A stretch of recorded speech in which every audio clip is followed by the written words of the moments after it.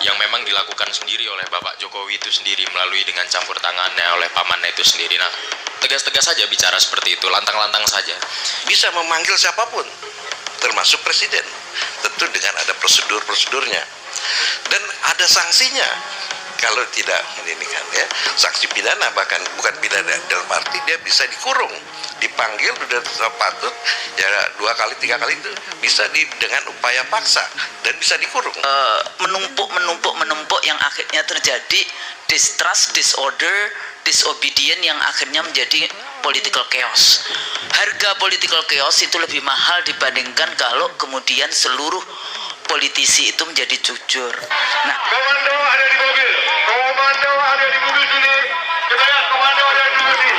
Jangan terprovokasi. Kita tidak. juga kalau saya bawa ke Bawaslu, bawa ini. Saya dari dulu Panwaslu aja nggak perlu, apalagi Bawaslu. Bawaslu bubarkan aja, itu lembaga nggak penting itu. Mohon kerjasamanya, kalau memang bisa kita baik-baik, bagaimana melakukan kecurangan itu. Nah, medianya adalah satu adalah politik uang. Politik uang yaitu dengan bantuan sosial. Bantuan sosial itu ada 5, bantuan beras, ada bantuan langsung tunai dan sebagainya, termasuk program PKH itu, program Keluarga Harapan. Dan yang kedua adalah ini yang sudah dilakukan oleh Presiden, yaitu menaikkan gaji dan tunjangan. makanya saya di Resigi IT, kalau boleh DPR golkan aja hak angket ini. Dari sini baru kita buka semua di situ. Karena begitu dia buat kebenaran-berdasarkan friksi, dia pelihara buser-buser, dia menyerang ke semuanya, terbentuklah itu benar. Dan sudah termakan. Ada yang dia menyatakan menang, ada yang menangis kalah, kan gitu. Karena ini kebenaran friksi kan. Ini kebenaran yang terbaru sekarang ini sangat luar biasa. Sudah gila ini negara ini.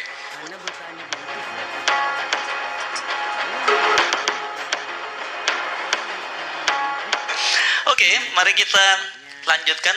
Kita dengar dulu yang anak muda dulu ya, sebelum ke yang lain-lain ya. Kita minta Vladima Insan Mardika untuk memberikan komentar tentang apa yang Anda pikirkan, teman-teman pikirkan tentang situasi polisi. Apakah sama dengan seperti kami ini gitu? Jangan-jangan kita ini udah halu, sementara anak-anak yang muda ini sebenarnya punya jawaban yang berbeda. Silakan. Kemudian anak muda yang tadi itu ya cara belajar dulu bagi harta benda. Ya. Oke, cek. Pertama, assalamualaikum warahmatullahi wabarakatuh. Selamat malam. Saya Vladima Insan Mardika. Bisa disapa Dima atau Vladima juga boleh. Hari ini saya masih menjabat sebagai Presiden Mahasiswa Universitas Trisakti.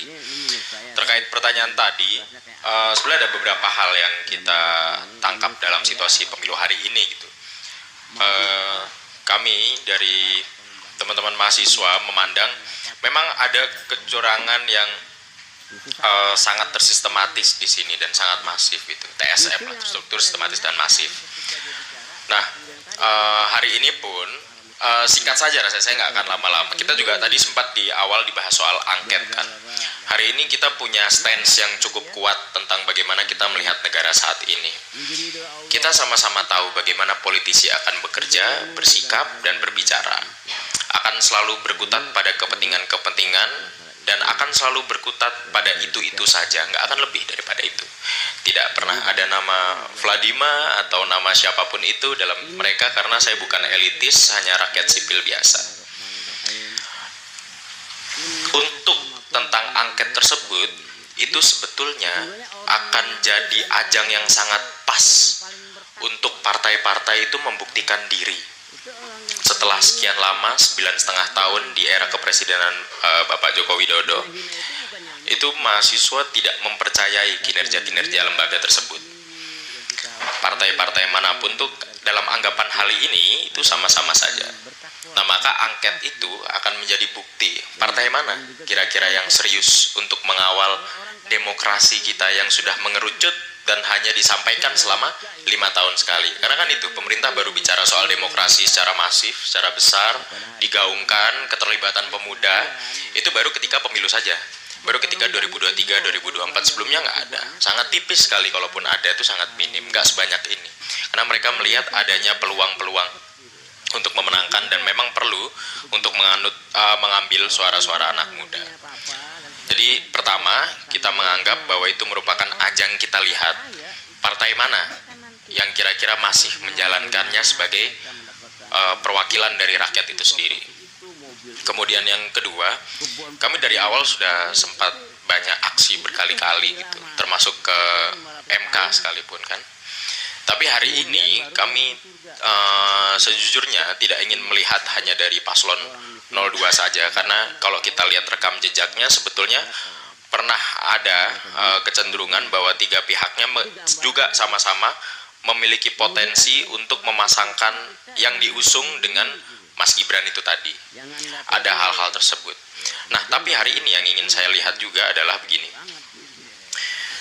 Putusan MK itulah awal mula kecurangan itu terjadi. Yang memang dilakukan sendiri oleh Bapak Jokowi itu sendiri melalui dengan campur tangannya oleh pamannya itu sendiri. Nah, tegas-tegas saja bicara seperti itu, lantang-lantang saja. Karena memang itu faktanya. Karena memang akhirnya diungkapkan ada kecurangan, ada pelanggaran etik. Yang anehnya hari ini disikapin sama teman-teman adalah itu sama sekali tidak berpengaruh. Kalau di kampus, ini level kampus saja ya, ini level kampus. Kalau di Trisakti, prosedural pencalonannya cacat, itu dianulir, didisqualify gitu. Nah hari ini masa Universitas Trisakti bisa jalanin pemilu lebih baik daripada negara ini? Ya itu kan konyol. Trisakti cuman grogol aja nggak nyampe dia, nggak nyampe, cuman area kecil saja dia kumpulan itu. Nah tapi kita seperti itu karena kita taat sama konstitusi yang berlaku. Nggak ada ceritanya main tabrak-tabrak aturan macam itu, nggak ada. Kalau ada yang memang melanggar etik, melanggar peraturan, konstitusi, atau bagaimana kita menyebutkan batasan-batasan yang ditentukan, maka harusnya didisqualify, tidak sah, karena proseduralnya sudah cacat. Kira-kira demikian tanggapan dari saya. Terima kasih. Oke, jadi sebenarnya nggak usah sampai proses pemilu, udah sebelum pemilu pun harusnya udah nggak bisa begitu, nggak bisa ikutin ya kalau udah langgar itu. Oke, tapi saya kira alurnya mungkin kita ke hukum dulu, politik nanti baru kita minta ininya ya dari sisi aspek ekonominya ya. Jadi kita bang Ucok dulu untuk mungkin fokus langsung ke soal angket ya, saya kira itu lebih pada ke situ saja. Terima kasih. Assalamualaikum warahmatullahi wabarakatuh. Hati. Assalamualaikum warahmatullahi wabarakatuh. Selamat malam buat kita semua. Sebelum saya bicara hak angket, saya tetap berprinsip atau berpandangan putusan MK nomor 90 itu adalah batal demi hukum.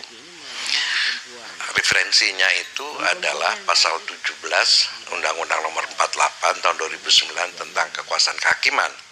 Ya, pasal tersebut menyatakan bila hakim atau panitera ya secara langsung maupun tidak langsung mempunyai kepentingan terhadap perkara yang ditanganinya, maka putusan itu menjadi batal demi hukum.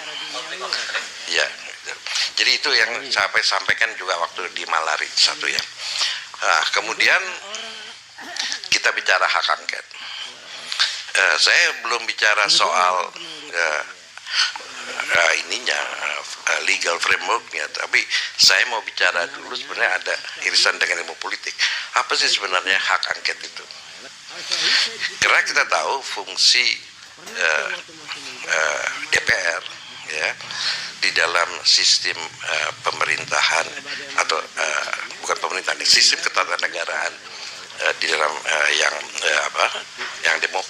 demokratis ya, dan yang menganut prinsip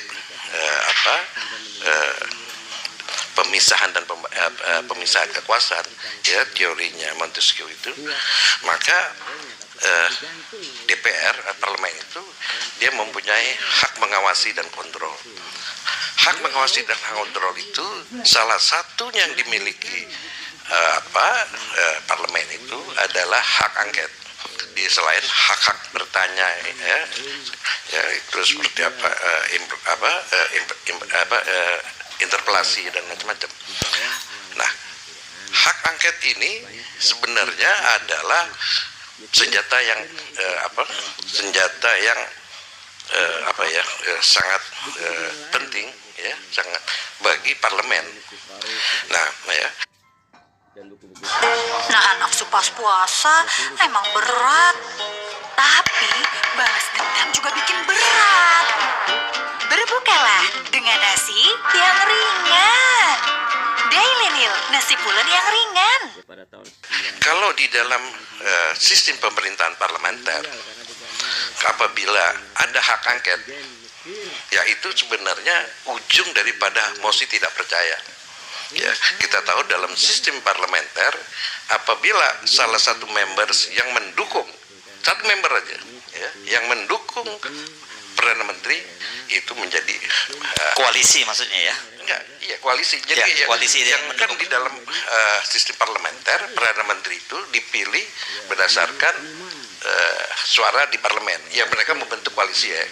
Apabila yang koalisi, members dari koalisi itu satu saja keluar dari ini, ya, itu menyebabkan pemerintahan jatuh. Jadi hak angket itu adalah suatu hak ya yang sangat penting untuk menyelidiki apakah eksekutif, apakah baik itu presidensial atau Perdana Menteri sudah melaksanakan undang-undang, konstitusi, kewajiban, tugas dan kewajibannya sesuai dengan ini. Ya kan? Kalau dia tidak sudah menyatakan berdasarkan penyidikan ya, investigasi ya, itu terbukti ya, pemerintah melanggar, bisa macam-macam sanksinya, bisa menegur, merubah, dan termasuk kalau kita dalam sistem presidensial itu memberhentikan pemakzulan. Nah, yang penting di dalam proses hak angket itu dia seperti penyidik ya, aparat hukum biasa ya. Penyidikan itu adalah serangkaian untuk menemukan dan mengumpulkan bukti bahwa dengan bukti itu siapa yang melanggar undang-undang. Jadi seperti saya kira sama saja dengan polisi, jaksa dan KPK ya kan, untuk memeriksa ya. Dan menurut tata tertib, dia agak sedikit melompat sedikit, menurut tata tertib yang dilakukan DPR, anggota DPR atau tim angket itu, panitia angket itu bisa memanggil siapapun termasuk presiden, tentu dengan ada prosedurnya dan ada sanksinya kalau tidak ini kan ya, sanksi pidana, bahkan bukan pidana dalam arti dia bisa dikurung, dipanggil sudah patut ya 2 kali 3 kali itu bisa dengan upaya paksa dan bisa dikurung ya menurut tata tertib yang dilakukan DPR. Nah, di dalam penyidikan itu tentu akan semua pihak yang dipanggil itu ya akan diperiksa, diminta bukti-bukti dan dasar-dasarnya itu ya kan. Nah, dalam pemeriksaan itu ini menurut tata tertib DPR bisa terbuka dan tertutup ya. Kalau memang si yang terperiksanya diminta bahwa ini menyangkut rahasia ya kan, itu bisa pemeriksaan itu ditutup. Tapi pada prinsipnya pemeriksaan angket itu adalah terbuka untuk umum. Itu menurut tata tertib yang diinginkan DPR. Nah, jadi kembali kalau legal framework-nya kita melihat bahwa di dalam undang-undang MD3 ya, tetapi di undang-undang dasar kan nggak ditentukan hak dan kewajiban. Tapi itu secara terperinci diatur dalam MD3 dan peraturan tata tertib. Nah, yang menjadi penting di dalam pemeriksaan itu akan dibuka semua. Nah, misalnya dalam konteks KPU ini, apa yang diinginkan oleh Pak Jaswara itu, ya sekarang kan lagi berdebat nih, mau apakah ada digital forensik atau tidak, ya itu kan orang yang terperiksa misalnya KPU dipanggil seluruh jajarannya lengkap nih, misalnya kayak Ibu Husnul dulu pernah diangkat nggak dipanggil? Nggak pernah ya. Jadi semua komisioner itu dipanggil dunia. Bisa ditanya ini gimana dan seterusnya ya kan ya, termasuk coba buktikan ini digital forensiknya. Nah ini bisa, ini kita ingat waktu hak angketnya Bank Senturi. Waduh, itu Bu Sri Mulyani sampai pegang ini tasbih gitu kan. Wah dia kan pegang tasbih terus kan, ya kan? Dan begitulah kekhawatiran itu bisa dibuka semuanya, ya kan? Nah itu, saya kira ini menjadi penting, ya. Mungkin ini juga, ya begini kan, hak angket ini adalah jalurnya jalur politik untuk pemilihan umum. Sedangkan kalau jalur hukum, ya kan, masuk killing field itu yang Mas Hers bilang itu, masuk Bawaslu, DKPP, Killing ground ya. Killing ground. Iya. Ya kan? MK misalnya. Ya, udah masuk ke situ kan? Ya. Nah, itu kan nggak. Itu yang dihindarkan karena bagaimana ngebuktiin TSM gitu loh. Tapi kalau misalnya di hak angket, Bisa itu. misalnya saja presiden dipanggil, bukan tidak mungkin presiden dipanggil, ya kan? Dipanggil itu bisa terbukti. Kalau memang terbukti, sudah otomatis TSM itu terbukti. Karena pasti terstruktur, presiden yang merintahin, struktur dari bawah gitu. Sistematis pasti ada pola-pola kritikan. Masif ya, ada pasti di seluruh Indonesia ini gitu. Jadi menurut perkiraan saya, ya bahwa hak angket ini bukannya untuk gertak-gertak aja gitu loh. Ya, tapi ini untuk mengumpulkan bukti, ya, untuk di Mahkamah Konstitusi. Tetapi juga dengan dibukanya ini, itu kan sebenarnya apa ya, pelanggaran-pelanggaran yang dilakukan itu terbuka untuk umum, ya. Untuk apa lagi gitu loh, ya. Kalau secara, ya ini kalau kita masih punya etik, ya dia mundur aja dong. Kalau misalnya terbukti, ya kalau misalnya kalau memang ada instruksi, ya KPU harus begini seperti yang sudah disebut, itu kan udah terbukti gitu. Dan ini bahayanya bahwa hak angket ini, ya jadi jangan dibilang cuman gertak-gertak aja. Nah kemudian kita tahu hak angket ini kan bisa memberikan impact politik. Jangankanlah sampai putusan, kan ada yang bilang tidak mungkin bisa ada putusan hak angket, tapi katakanlah kalau terbentuknya panitia angket, saya yakin pasti terbentuk, pasti, karena syaratnya udah ini. Dengan dibentuknya panitia angket, maka terbukalah, dipanggil mulai dari kecil dulu, ya misalnya ketua KPU-nya dulu kan dipanggil, gitu kan, merembet ya ke sana, oh menurut keterangan kemana, merembet itu kan. Itu baru soal KPU, soal bansos. Menteri Keuangan akan ditanya, di dalam anggaran DPR ini posnya Kementerian Sosial, kok bisa ke sana kemari? Nah, presiden itu menurut pasal 4 Undang-Undang Dasar dia mempunyai kewenangan pemerintahan, tetapi kewenangan pemerintahan itu kan ada aturannya, bukan semau-maunya. Presiden bisa minta itu, ya kan? Nah, kalau misalnya Menteri Keuangannya ya, mencairkan, menyalurkan tidak sesuai dengan aturan, ditanya kenapa, pasti ada yang merintah, ya kan? Nah ini satu potensial lagi, ya, dari pencairan. Nah pencairannya itu kemana rekeningnya? Apakah ke rekening ke satu kementerian atau langsung kepada pemasok, vendor? Dan apakah vendor itu dilakukan tender, bidding? Kalau kami, nah kabarnya, ya, nanti saya kena ini ya, undang-undang berita bohong ya. Tapi ini kabarnya ya. Kalau kabarnya menurut wartawan nggak apa-apa kan? Kabarnya kelangkaan, konon kabarnya. Ya, sepanjang sepengetahuan saya. Ya kan gitu katanya. Kalau sepanjang pengetahuan saya. Yang manggil-manggil akan dipanggil duluan, jadi abang tenang aja. Terus aja. Kelangkaan beras sekarang itu disebabkan untuk bansos. Beras yang di Bulog itu diambilin, katanya ya mesti nah di situlah dibuktikan ini berasnya dari mana, siapa vendornya, berapa. Dan kalau itu kan kalau aliran uang pasti ketahuan kan, nggak mungkin Menteri Keuangan kasih cash, itu pasti. Jadi ini semua kebongkar, ya. Jadi kira saya lah sebagai masyarakat, sebagai warga negara, ya itu sih sangat setuju kepada hak angket. Kita buat apa? Ini kita udah tahu kok, ya. Buat apa ke Mahkamah Konstitusi? Semua hakimnya udah, bukan satu aja loh. Ya, semua hakimnya udah melanggar etik. Ya kan? Kalau udah melanggar etik apa lagi? Nah, sedangkan KPU-nya 2 kali. Ya kan? Terus ada lagi satunya yang nggak enak lah, masalah yang kurang enak lah. Ya kan?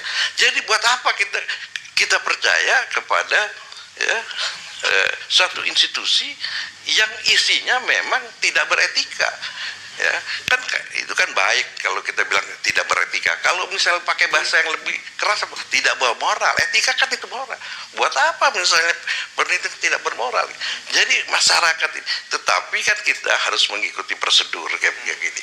Jadi kembali lagi kepada hak angket, ya mestinya kita dorong, ya, hak angket. Nanti kan kalau rapat hak angket itu ada fraksi jalanan kan? Ya kan itu. Jadi fraksi jalan. Lebih baik dilokalisir di DPR kan ketimbang di jalan kan gitu ya. Jadi saya kira untuk ini hak angket saya kira saya cukupkan aja Mas Hers. Tapi yang penting hak angket itu senjata saya kira. Cuman kan kita khawatir ada sasaran operasi terhadap anggota-anggota yang itu tidak memenuhi untuk, jangankan untuk karena untuk mengesahkan panitia angket menurut tata tertibnya harus dihadiri setengah lebih, satu nanti baru sah. Ya, jadi korumnya. Kalau nggak korum nggak usah. Nah ini bahaya. Disinilah fraksi jalanan itu penting gitu loh. Ya, untuk memberi pressure dari luar begitu ya. Jadi gitu Mas. Tadi maksudnya khawatir kalau ada anggota DPR dari fraksi-fraksi yang mendukung hak angket itu masuk angin gitu ya. Clue-nya kira-kira mereka yang tidak lolos pada pemilu legislatif kali inilah gitu ya, gampang dioperasi itu ya. Adalah anggota DPR yang nggak dapat suara gitu loh. Iya. Ya saya kira gitu Mas. Oke, terima kasih. Kita langsung kan lanjutkan ini alurnya pas ini. Langsung ke Mbak Husnul, Dr. Husnul Maria. Ini sekalian mempertanggungjawabkan sebagai pengajar ilmu politik. Kenapa jadi politiknya begini sih Indonesia gitu? Yang salah dosen-dosennya ini. Bismillahirrahmanirrahim. Assalamualaikum warahmatullahi wabarakatuh.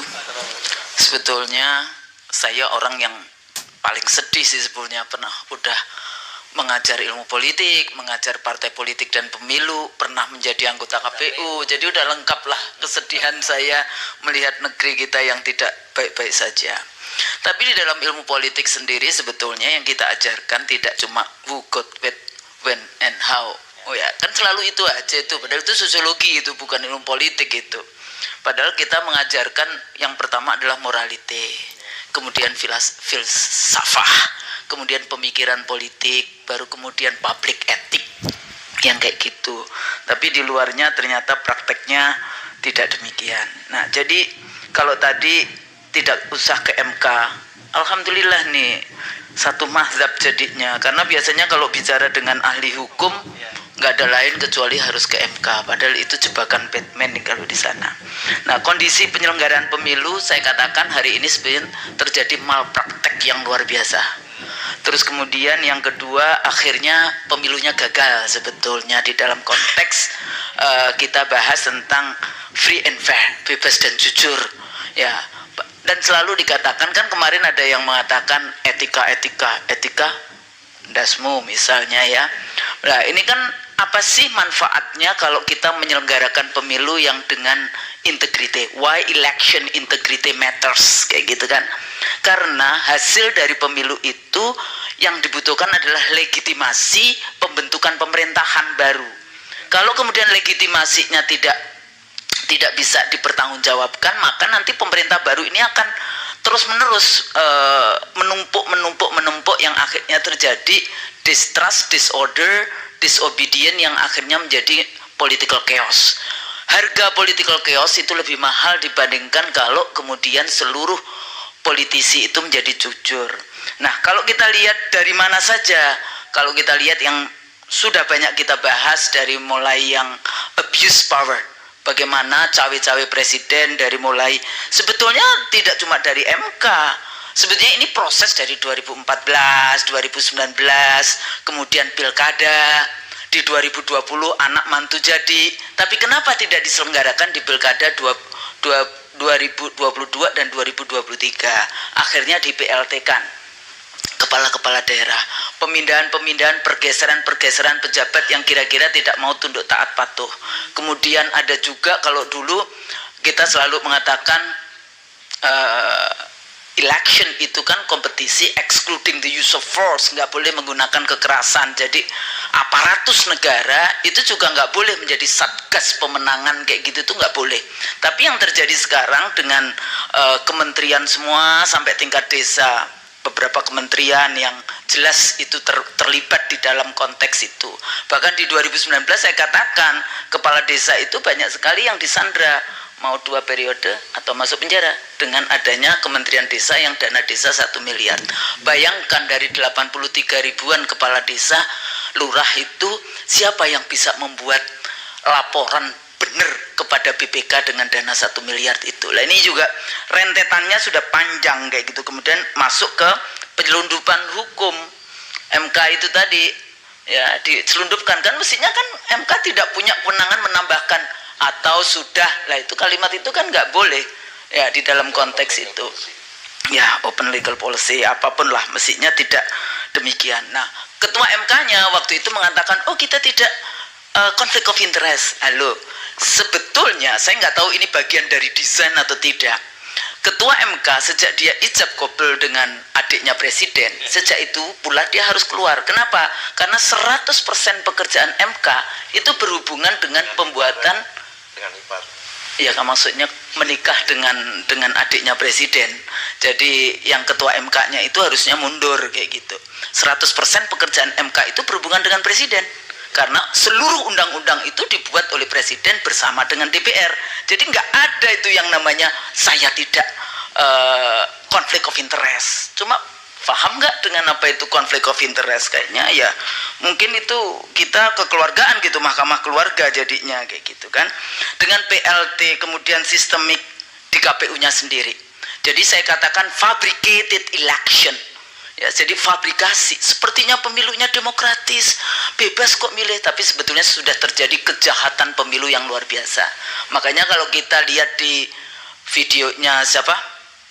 Dirty vote itu kan ada pidana, ada administrasi, ada pelanggaran etik. Jadi semuanya ada itu, fabricated election. Atau biasanya juga Huntington bicara tentang the liberal Machiavellian election, pemilu terbuka tapi penuh dengan tipu-tipu muslihat. Salah satunya di model IT itu. Jadi DPT penyelenggara dari rekrutmen sampai kemudian KPU, Bawaslu, DKPP, aparatus negara masif tentu saja di dalam penyelenggaraan. Di sini yang menarik, karena saya dulu menjadi ketua divisi IT KPU yang dulu juga dibantu oleh Bapak Jenderal kita ini, zamannya saya menjadi anggota KPU itu geng IT KPU-nya geng IT KPU, anak-anak muda semua itu. Jadi kita punya 54.900 aktivis mahasiswa. Jadi dari BEM, HMI, IMM, PM, KRI, Himba Budi, pokoknya semuanya diajak, guru SMK, siswa SMK, BEM, yang kita kirim ke 4.276 kecamatan, 440 kabupaten kota, 32 provinsi, data center dan disaster recovery center. Kita bangun waktu itu ya dengan harga 395 miliar. Yang saya baca hari ini tadi itu sempat baca kayak gitu, katanya ITB itu cuma dapat 3,5 miliar. Bikin apa itu? Berarti dia cuma disuruh bikin softwarenya saja, tidak kemudian kalau tadi dikatakan bagaimana arsitektur jaringannya, bagaimana engine core sistemnya, katanya ada di Alibaba di luar, bagaimana kejanggalan source code, sirkapnya, fitur editing hilang. Jadi kalau salah, kita dulu punya yang namanya bagian yang kita sebut handling error. Jadi itu semua harus dengan berita acara di kecamatan. Kita taruh di kecamatan dulu mahasiswanya. Nah, kita tarik kabel data baru waktu itu. Yang kecamatan dulu nggak ada. ya kayak gitu ya. Telkom itu menarik kabel data baru, nggak cukup dengan Telkom kita pakai telepon satelit, semuanya itu sudah diletakkan fondasinya. Loh sekarang itu nyontek aja kenapa sih nggak mau nyontek ini, belajar dari, padahal ketua KPU-nya dulu juga anggota KPU 2004, mestinya dia juga tahu bagaimana sebetulnya transparansi dan akuntabilitas. Nah di sini penting kayak gitu ya, jadi nggak bisa dikalahkan dengan quick count. Kemarin saya juga di Ibu Kusnul, ini berarti nggak percaya dengan tes darah kayak gitu kan, dihubungkannya dengan quick count yang sampelnya 1000, 1200, 2000, 4000 berapa itu, dari 823.000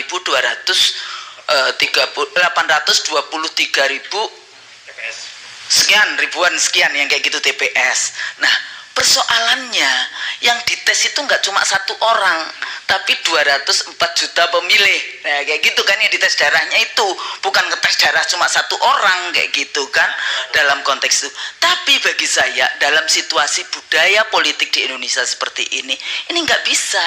Anda bisa bayangkan jam 4 saya menang berdasarkan quick count. Loh itu penghinaan luar biasa kepada penyelenggara pemilu KPU yang dia dibentuk berdasarkan konstitusi, dan itu discourage terhadap mungkin berapa sekarang jumlah, kalau zaman saya dulu 5,5 juta pekerja pemilu, sekarang mungkin lebih banyak, dulu cuma 565 ribuan TPS, sekarang 823 ribuan TPS. Jadi ini kayak di hijack kayak gitu kan. Nah persoalannya lembaga bukan, nanti saya sebagai dosen kenapa nggak percaya dengan ilmiah? Well, statistik itu ini bukan privilege demokrasi persoalannya, ini penggiringan opini. Nah, sekarang persoalannya coba kita tanya teman-teman ini, satu, yang bayar siapa? Yang kedua, berpikir nggak sih negara kita itu akan diberikan kepada siapa? Kepada yang order itu? Berpikir nggak bagaimana persoalan-persoalan bangsa ini sehingga Anda mau menerima proyek untuk memenangkan, untuk menggiring opini sehingga mereka suaranya banyak kayak gitu kan. Jadi hari H itu sudah rentetan, jadi ada yang masyarakat dapat bansos 500 triliunan ya, bansos nanti Pak Antoni yang bicara tentang ekonominya itu seperti apa.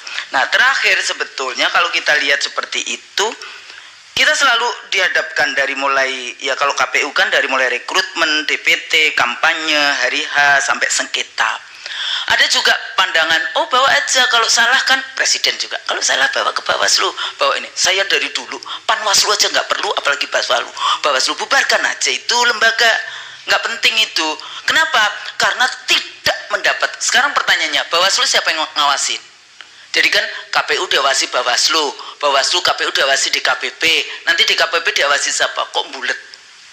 Dari dulu saya selalu mengatakan berikan dana-dana itu kepada civil society, kepada kampus-kampus untuk mengontrol bagaimana penyelenggaraan pemilu.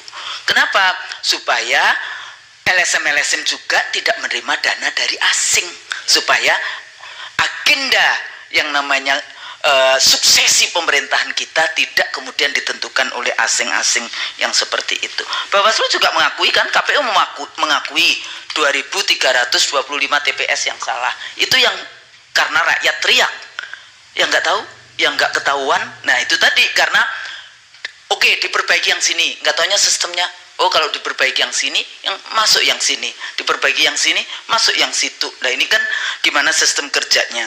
Oleh karena itu, apakah nanti dengan angket kemudian audit digital itu bisa dimintakan, itu menjadi sangat penting. Ya, ini langkah politik. Saya dari dulu sudah mengatakan nggak perlu, apalagi TSM.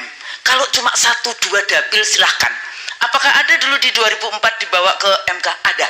Tapi saya tahu waktu itu MK adalah tempat terakhir bagi kami anggota KPU untuk memperbaiki kesalahan. Karena memperbaiki kesalahan adalah mulia juga.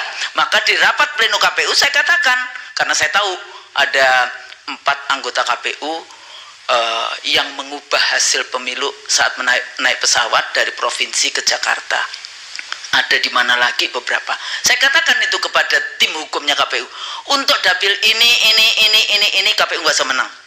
Gimana sih Pak Kusnul? Ya, karena saya tahu itu adalah kesalahan KPU, sampai 4 anggota KPU lawan satunya perempuan, ketuanya yang 4-nya laki-laki. Bukan karena itu ya Bang ya, jadi jangan dilihatin seperti itu. Nah, akhirnya kita beberapa dapil itu kemudian dimenangkan oleh orang, karena waktu itu KPU menyadari bahwa ini adalah dapil-dapil yang KPU melakukan kesalahan.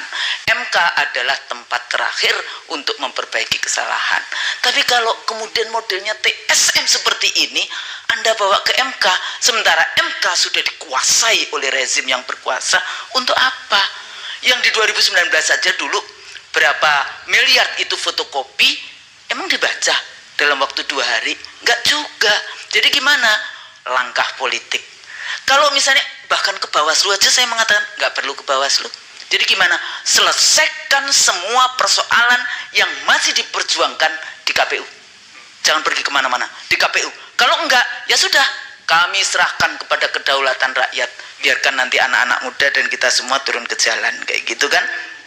Nah, terakhir kita perlu reformasi kembali. Mudah-mudahan ini semangat bagi kita semua mencari kebenaran. Kebenaran enggak perlu ini. Nanti kebenaran itu akan menemukan jalannya. Yang penting tetap ini semua di dalam kerangka untuk memperbaiki kondisi bangsa.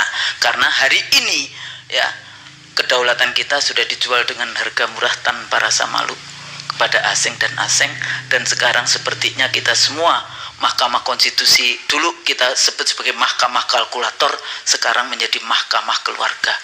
Nah, ini persoalan kita bersama-sama, tapi saya nggak mau bertanggung jawab kalau itu yang curang Bawaslu, yang curang rezim yang sedang berkuasa, yang curang KPU. Kata Ketua Bawaslu kan kita semua bertanggung jawab. Halo, yang melakukan kecurangan siapa? Enak aja. Ya, jadi ini jadi penting, mudah-mudahan berguna. Kalau salah mohon maaf. Nasrul minallah wa fathun qarib. Wassalamualaikum warahmatullahi wabarakatuh. Waalaikumsalam warahmatullahi wabarakatuh. Ya. Ya. Yes, oke. Tapi seenggaknya sekarang sedikit lega ya, sudah mempertanggungjawabkan ini ya. Oke, Mas Antoni, ini Anda ini kan kalau saya amati ini memang lebih pada ekonomi politik ini, Mas Antoni, ini bahasanya ya. Anda mesti mengaitkan antara politik dan ekonominya ini, dan dampaknya seperti apa. Ini menarik sekali karena saya membaca di media kemudian bahwa pasar itu menyambut positif kemenangan dari Prabowo Gibran. Saya bertanya-tanya itu sebenarnya pasar yang mana begitu ya kan. Silakan. Ya, terima kasih.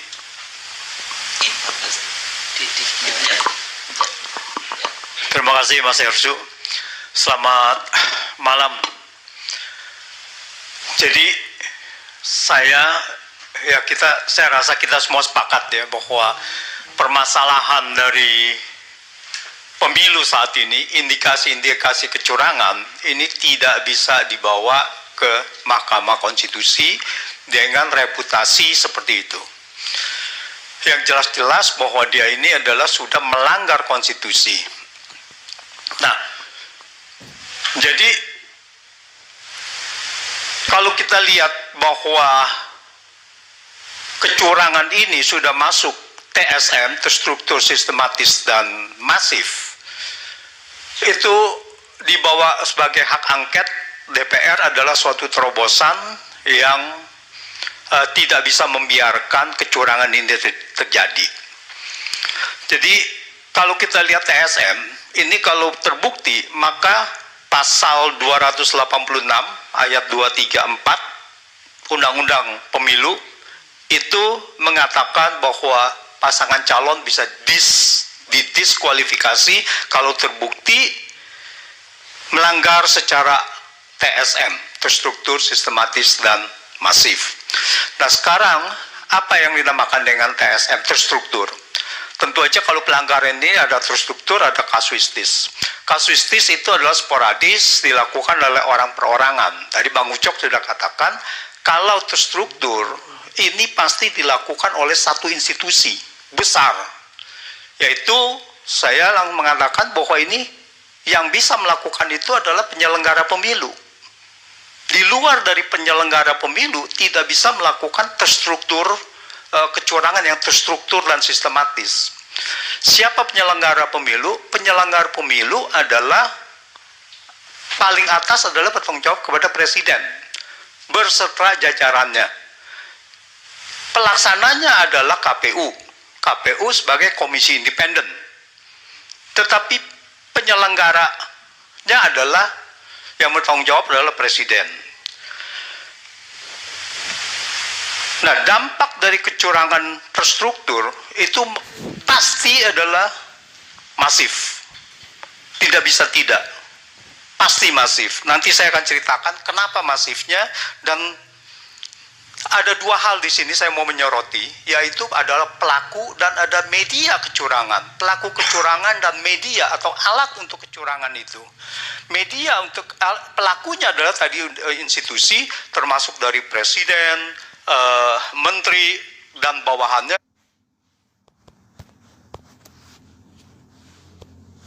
daerah dan juga aparat hukum dan sebagainya. Itu adalah potensi pelaku yang melakukan kecurangan-kecurangan yang secara terstruktur. Lalu medianya apa? Bagaimana melakukan kecurangan itu? Nah, medianya adalah satu adalah politik uang. Politik uang yaitu dengan bantuan sosial. Bantuan sosial itu ada 5, bantuan beras, ada bantuan langsung tunai dan sebagainya. Termasuk program PKH itu, program Keluarga Harapan. Dan yang kedua adalah ini yang sudah dilakukan oleh presiden, yaitu menaikkan gaji dan tunjangan. Dan saya mengkategorikannya sebagai suap kebijakan. Berdasarkan kebijakan itu dilakukan untuk memberikan kenaikan. Karena apa? Karena kenaikan gaji ini harus dipertanyakan dan nanti diangket itu, apakah ini sesuai prosedur atau tidak? Siapa yang menentukan kenaikan gaji itu? Apakah presiden? Nah, itu. Yang ketiga adalah alatnya adalah intimidasi. Kita tahu intimidasi dilakukan siapa? Kalau ada, yaitu aparat-aparat hukum memegang kekuasaan. Dan yang keempat adalah lembaga survei dan quick count. Ini adalah bagian opini sebagai alat untuk kecurangan tadi. Opini yang awalnya di sekitar Agustus elektabilitas Prabowo hanya 30%.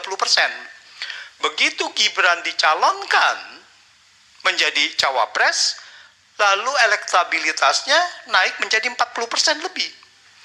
Mendekati pemilu, elektabilitasnya adalah satu putaran 50% lebih. Nah, ini kita harus lihat bagaimana kemudian real count-nya, si rekap tadi disesuaikan dengan target. Ya, tadi Pak Jaswargoto itu mengatakan kalau kita set 51 dia akan keluar 51, kalau 58 dia akan keluar 58. Bahkan saya sangat surprise bahwa IT ini diset sebelum pemilu, dikondisikan.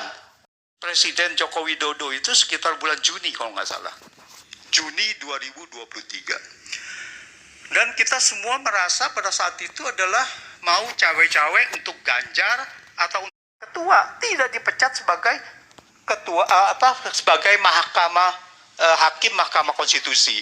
Nah, ini adalah menurut saya ini adalah satu konspirasi yang pertama untuk menggolkan Gibran.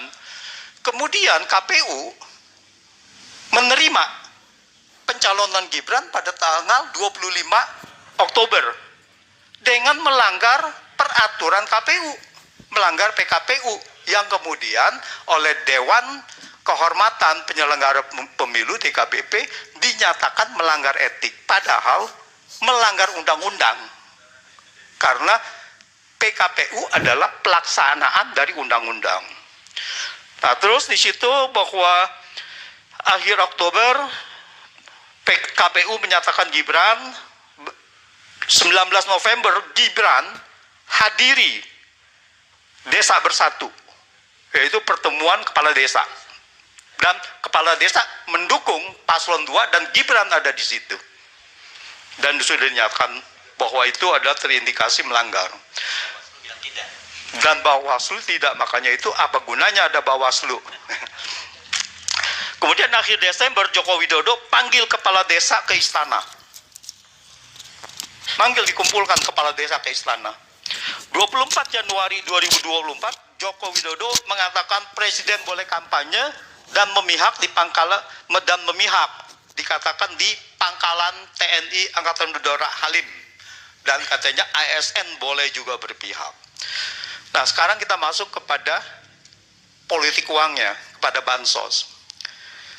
Undang-Undang APBN 2024 itu diundangkan pada 16 Oktober 2023. 16 Oktober 2023. Jadi Undang-Undang APBN 2024 itu sudah sudah ditetapkan.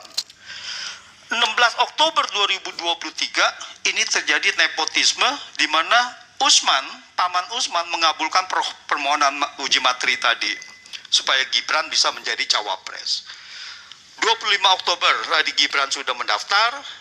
Kemudian setelah Gibran menjadi calon wakil presiden, Joko Widodo mengatakan di rapat kabinet 6 November 2023 memutuskan memperpanjang bantuan sosial yang seharusnya berakhir pada November 2023.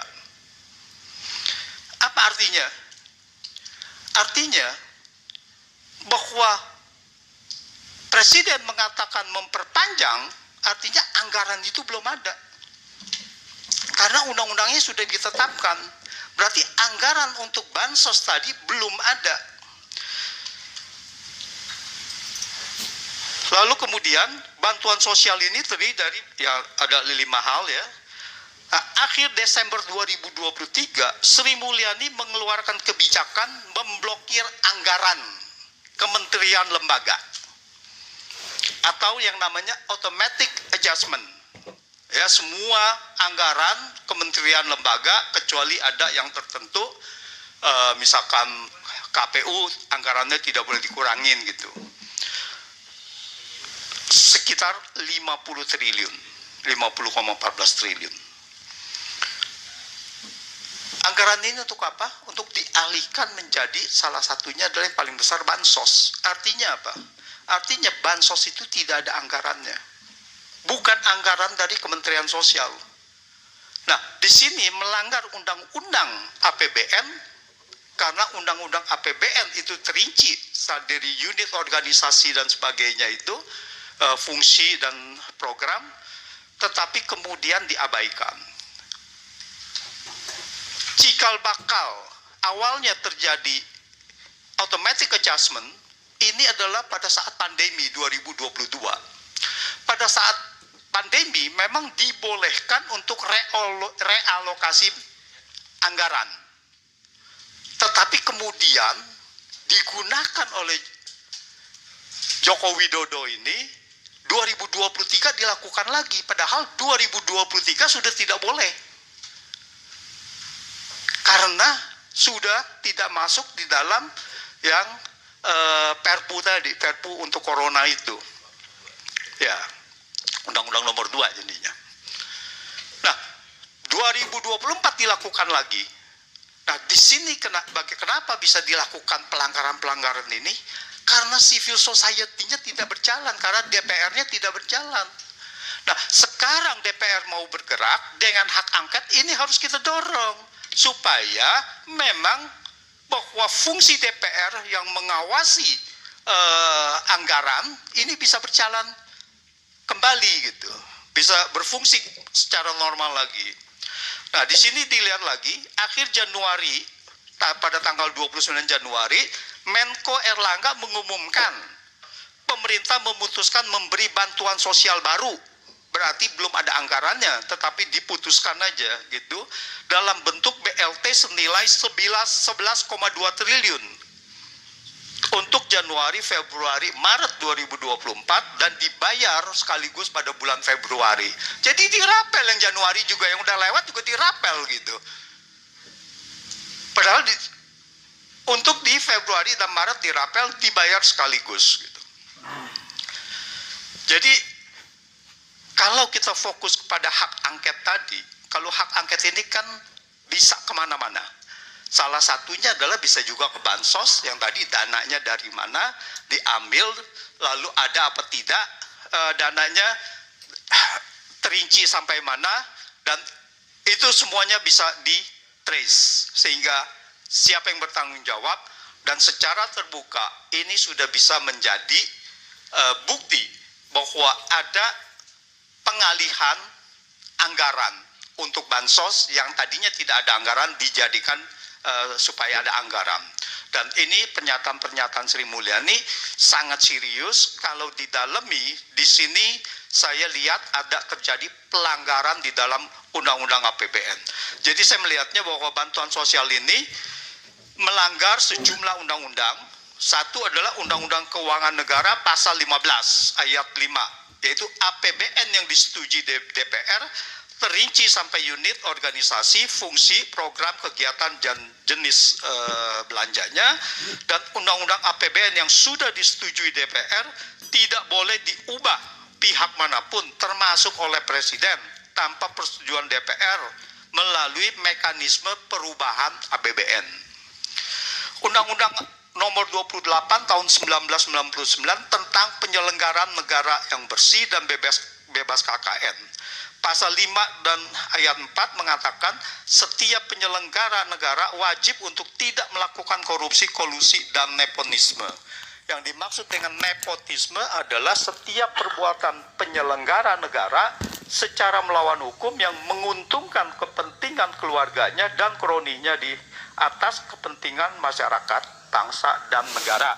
Dalam hal ini, bantuan sosial yang diberikan oleh Joko Widodo merugikan keuangan negara untuk anaknya sebagai cawapres.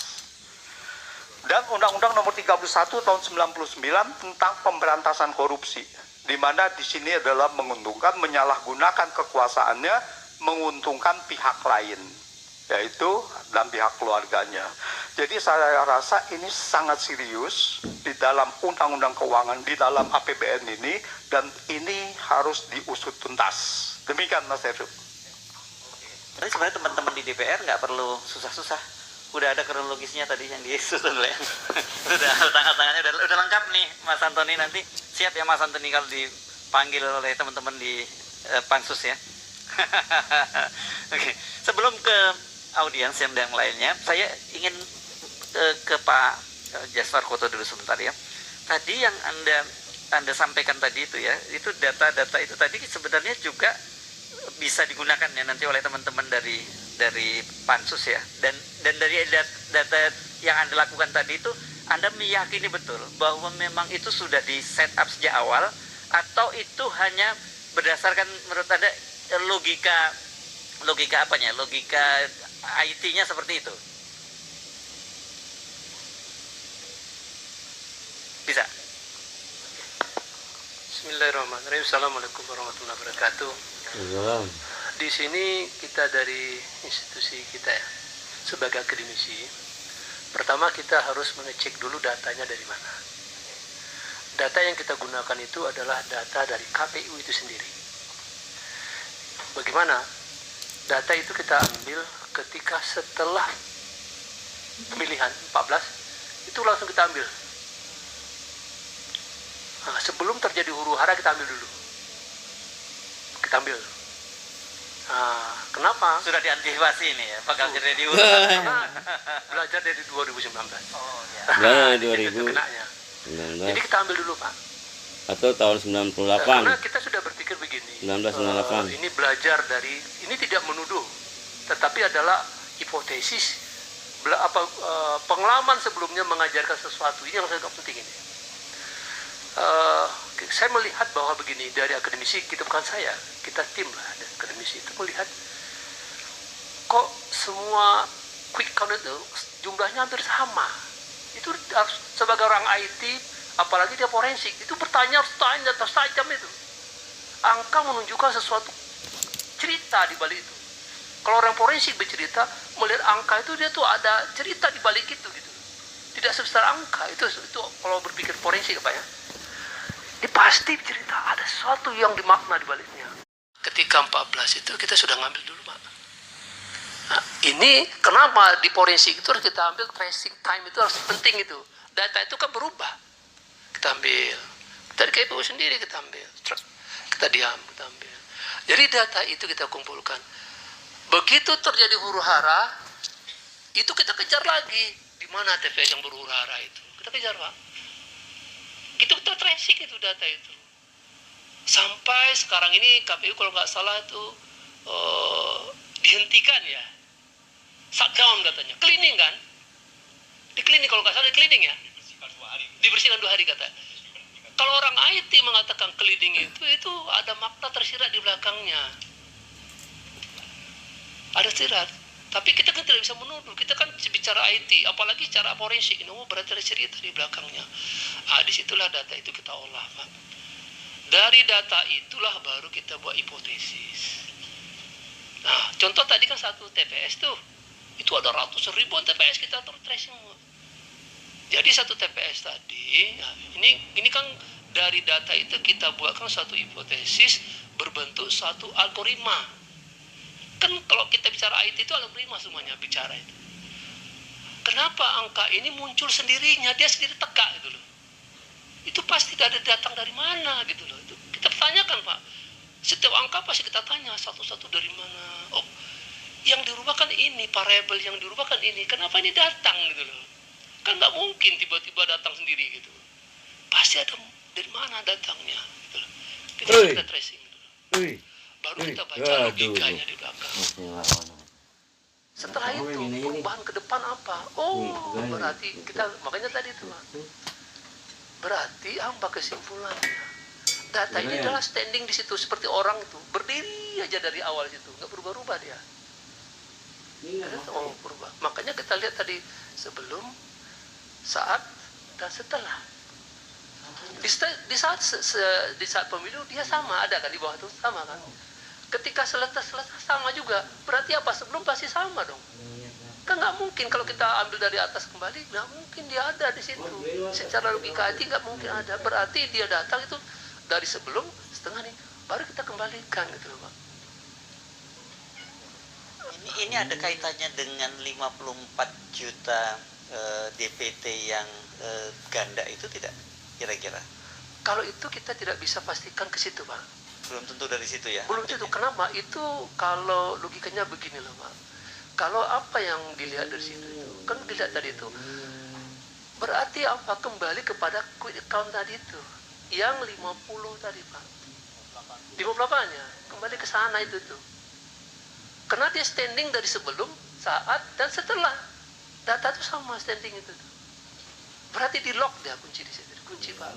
Kita kan dikunci tadi itu nampak. Kenapa Pak dikunci itu? Berarti saya pikir, oh ini secara logika ya, forensiknya bermain di situ.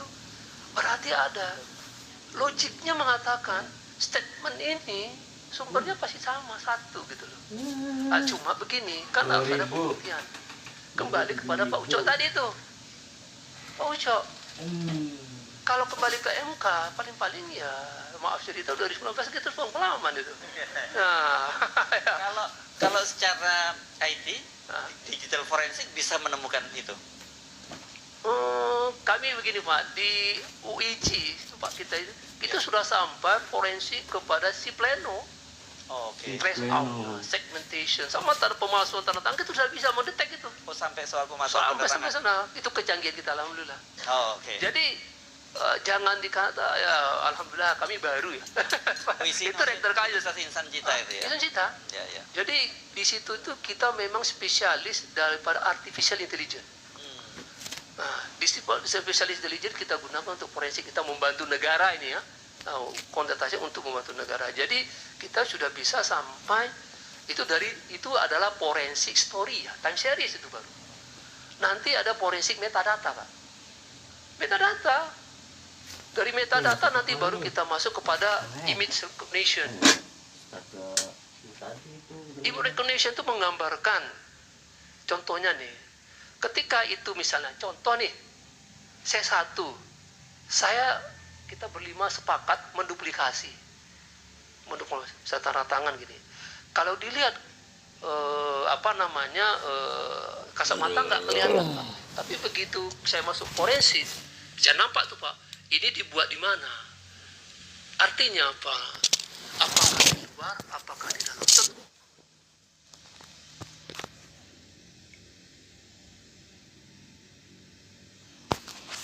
Kecurangan yang dilakukan oleh KPU dalam tahapan verifikasi faktual dan apa yang harus dilakukan untuk mengembalikan kepercayaan publik terhadap penyelenggara pemilu. Sudah bersama kami perwakilan Koalisi Masyarakat Sipil Kawal Pemilu Bersih sekaligus mantan Komisioner KPU Hadar Nafis Gumai dan juga Wakil Ketua Komisi 2 DPR RI fraksi Partai Nasdem Saan Mustafa. Perlu kami informasikan juga pemirsa bahwa kami juga telah berusaha untuk menghubungi pihak KPU dan menghadirkan di dialog pagi hari ini, tapi tidak ada respon yang diberikan sejak kemarin. Begitu juga dari pihak DKPP, kami juga telah menghubungi, tetapi DKPP mengatakan sesuai dengan Undang-Undang Pemilu, DKPP tidak diberikan ruang untuk membicarakan hal yang saat ini sedang ditangani di ruang publik. Dan pemirsa, kita akan segera sapa juga, tapi kita ingatkan bahwa kami juga mengajak pemirsa Metro Pagi Prime Time untuk terlibat aktif dalam diskusi pagi hari ini karena suara Anda sangat diperlukan pemirsa lewat sambungan telepon di nomor 0215839900. Sekali lagi 0215839900. Kita akan sapa narasumber kita pada pagi hari ini. Selamat pagi Pak Hadar, Kang Saan. Selamat pagi Reno. Baik Mas Hadar. Selamat pagi Kang Saan. Saya ke Pak Hadar terlebih dahulu. Pak Hadar, tadi kalau kita ingat beberapa waktu lalu Anda disebutkan di berbagai pemberitaan meninggalkan beberapa bukti yang dimiliki oleh Koalisi Masyarakat Sipil Kawal Pemilu Bersih. 4 bukti ini apa saja Pak Hadar? Baik, terima kasih. Tapi sebelum itu saya ingin memastikan apa yang telah saya lakukan ini begitu ya, sehingga belakangan menimbulkan keramaian begitu, reaksi dari beberapa pimpinan negara kita. Jadi saya ini waktu sampai atau bertemu dengan Komisi 2 DPR RI adalah menyampaikan bukti tersebut karena memang ini ada temuan yang oleh pimpinan KPU RI kepada KPU provinsi, salah satu KPU provinsi. Dan agar tapi itu Pak Hadar, jelas, saya potong dulu. Bukti-bukti yang ya. bukti screenshot percakapan itu Anda pastikan itu adalah bukti yang sah, bukan editan? Tentu saja, karena saya kenal betul siapa yang memberikan. Nah, dalam hal ini itu saya bisa pastikan. Saya tidak mau main-main, saya tidak mau mengarang-arang. Ini hal yang sangat serius, sehingga saya ya bertanggung jawab untuk memberikan sesuatu yang valid gitu. Nah, tetapi ini bukan pandangan kami mengatakan bahwa intervensi atau pesanan itu ada dilakukan oleh siapa begitu. Tapi saya hanya membacakan apa yang ada di screenshot itu sebagai hasil komunikasi antara pimpinan KPU dengan salah satu anggota KPU provinsi. Nah, saya kira itu. Kemudian yang kedua, kembali ke pertanyaan. Jadi ada satu lembar tayangan yang saya muatkan di situ beberapa bukti. Ya, saya tumbuk-tumbuk saja. Ini hanya sekedar contoh. Tapi dokumen-dokumen yang ada sesungguhnya itu kami punya cukup banyak. Tapi karena ini pertemuan hanya contoh saja, di mana di situ ada lembar lampiran yang menunjukkan hasil verifikasi sesungguhnya atau yang pertama, dan juga ada lembar berita acara dari KPU Kabupaten Kota yang terkait memutuskan dari hasil verifikasi itu. Ada yang awal, ada yang kedua, ada yang memuat data yang sesungguhnya, ada data yang sudah dirubah. Ini cerita hari rayaku. Semua berkumpul di rumah, penuh kehangatan dan kenyamanan, dengan baju baru untuk merayakan hari kemenangan.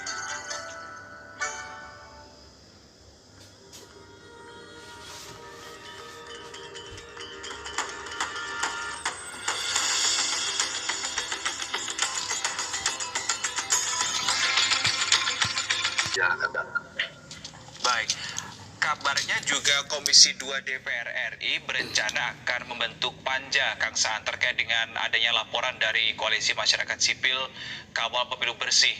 Betulkah seperti itu Kang Saan?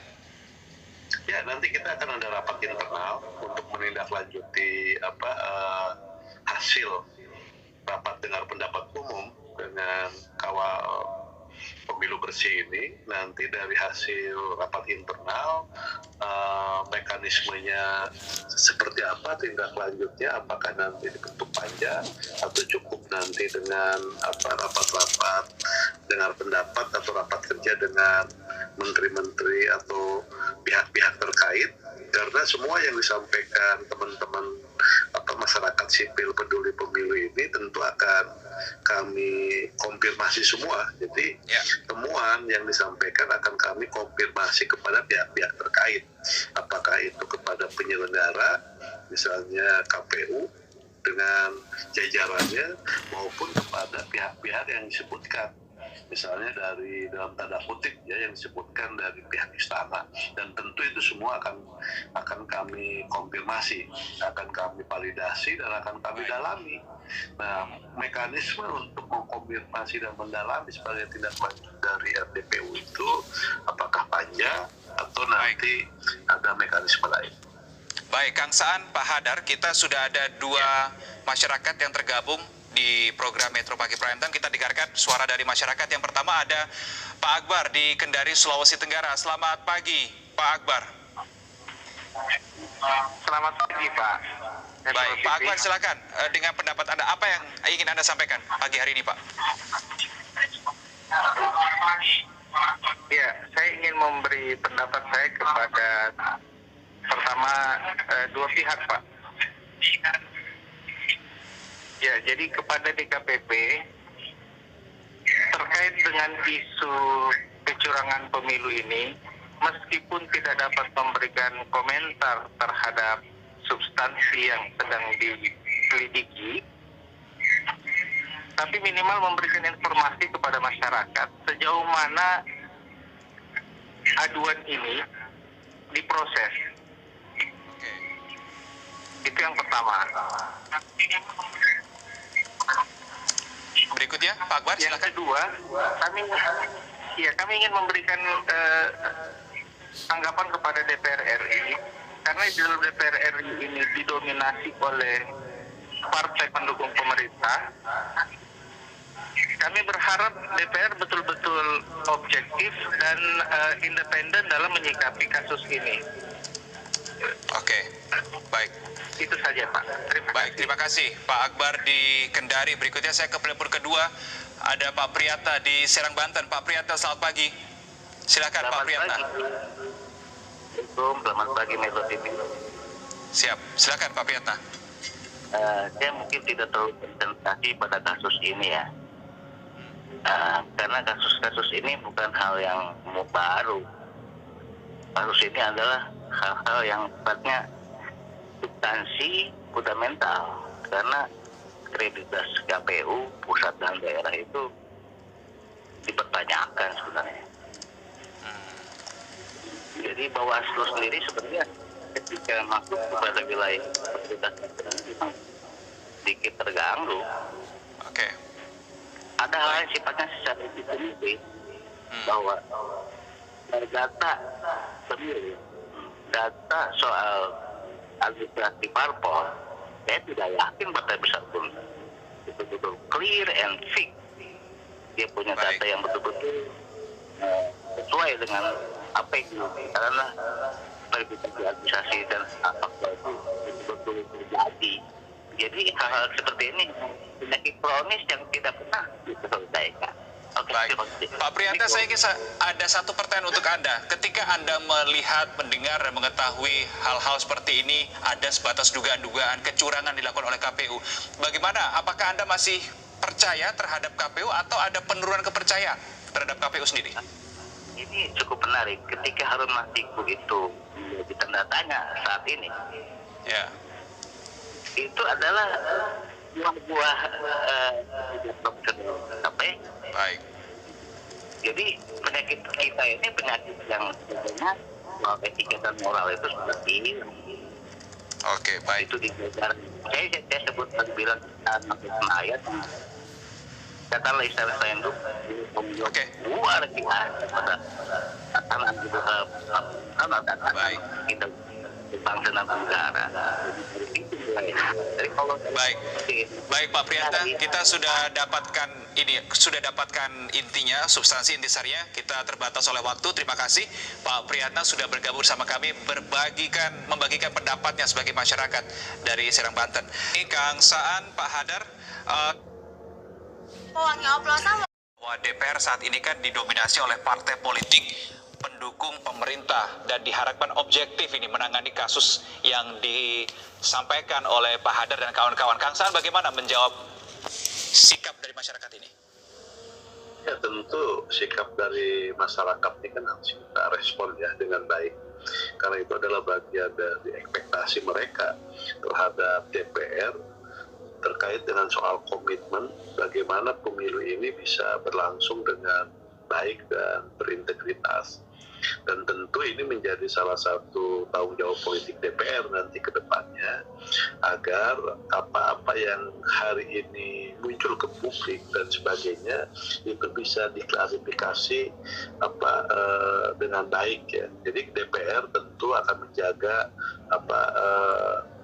independensinya, akan menjaga objektivitasnya ketika nanti menindaklanjuti kasus-kasus yang disampaikan oleh kawan-kawan dari masyarakat sipil peduli pemilu ini, itu lewat kawal pemilu bersih. Jadi sekali lagi DPR akan bertindak secara objektif dan tidak dalam posisi tertekan oleh siapapun, walaupun misalnya kita sama-sama banyak di sana adalah mayoritas pendukung pemerintah, tapi karena kita ingin bahwa pemilu ini berjalan dengan profesional, transparan, akuntabel, ini penting.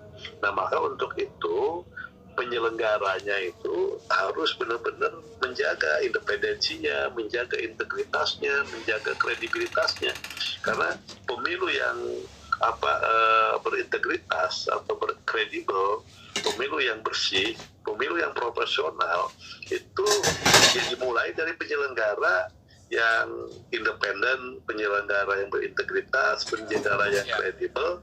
Nah ketika penyelenggaranya dipersoalkan, maka otomatis ke yang lainnya pun juga akan menjadi persoalan. Baik, tapi Kang Saan yang menjadi permasalahan adalah masyarakat. Tadi Pak Priyatna di Serang juga mengatakan ini seperti penyakit kronis yang juga tidak kunjung sembuh, bahkan disinyalir tingkat kepercayaan kepada KPU pun juga menurun begitu sejak peristiwa Harun Masiku, kemudian sekarang juga diduga berulang kembali. Bagaimana Kang Saan menyoroti hal ini, menanggapi hal ini? Singkat saja Kang. Ya kita penting sekali lagi KPU itu menjaga integritasnya, menjaga kredibilitasnya, dan menjaga profesionalitasnya. Nah untuk bisa itu maka temuan-temuan yang disampaikan melalui rapat dengar pendapat umum oleh kawal pemilu bersih dan masyarakat sipil lainnya ini harus bisa mereka klarifikasi, harus mereka bisa jelaskan secara clear bahwa apa yang mereka lakukan itu kalau memang mereka melakukan sesuatu atas tindakan atas perintah orang lain, ya mereka juga harus jelaskan. Dan jadi semua akan kita konfirmasi terhadap para penyelenggara yang disampaikan oleh teman-teman waksaat RDPU. Baik, saya ke Pak Hadar terakhir. Pak Hadar, berikutnya setelah memberikan bukti-bukti kepada DPR, apa langkah lanjutan dari Koalisi Masyarakat Sipil Kawal Pemilu Bersih ini? Singkat saja Pak Hadar. Ya, jadi kami akan terus upayakan advokasi ini dengan harapan dapat diproses dengan segera. Misalnya DKPP, jangan ini disamakan dengan kasus aduan dugaan pelanggaran etik yang lain, karena ini menyangkut pimpinan yang paling atas atau utama di dalam penyelenggaraan pemilu. Jadi ini